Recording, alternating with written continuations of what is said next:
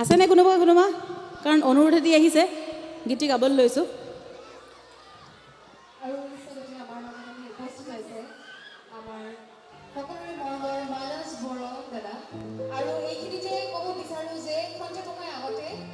মই আৰু ভাস্কৰ বহি আছিলোঁ ইয়াতে আৰু তেওঁক মেছেজ দিছিলোঁ, দাদা আহিছেনে নাই? যোৱা বছৰ তুলনীয়া বিহুতে লগ পোৱাৰ ইচ্ছা আছিল, বাইদেউ আৰু দাদাক লগ পোৱা নাছিলোঁ, সেয়েহে আজি লগ পাই বহুত ভাল লাগিছে। আৰু এই হিচাপতে তেওঁক আমাৰ কমিটিৰ ফালৰ পৰা এখন ফুলাম গামোচাৰে সম্বৰ্ধনা জ্ঞাপন কৰিবলৈ লৈছোঁ। আৰু সম্বৰ্ধনা জ্ঞাপন কৰিব কমিটিৰ ভাইচ প্ৰেছিডেণ্ট মাননীয় প্ৰফুল্ল কুমাৰ ৰায় ডাঙৰীয়া।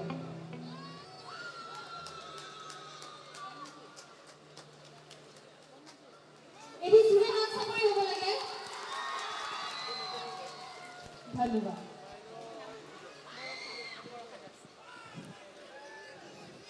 বৰষাই অথনিৰ পৰা গোটেই অনুষ্ঠানটি ইমান ধুনীয়াকৈ আগধৰি আহিছে, ইমান ধুনীয়াকৈ ঘোষণা কৰি আহিছে।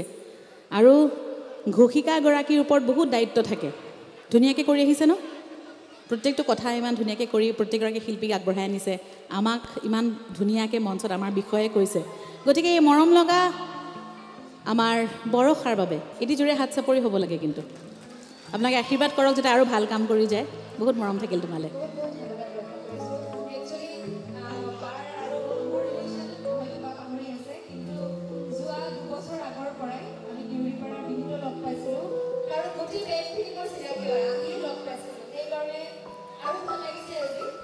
মানে সেইটোৱে বেলেগ কথা ন, ছোৱালীবোৰৰ সেইটোৱে আচলতে দিগদাৰ। সদায় সদায় বেলেগ বেলেগ যেতিয়া মেকআপ বেলেগ বেলেগ গেটআপত থাকে, আচলতে আমি ছোৱালীবোৰক চিনি নোপোৱা হৈ যাওঁ।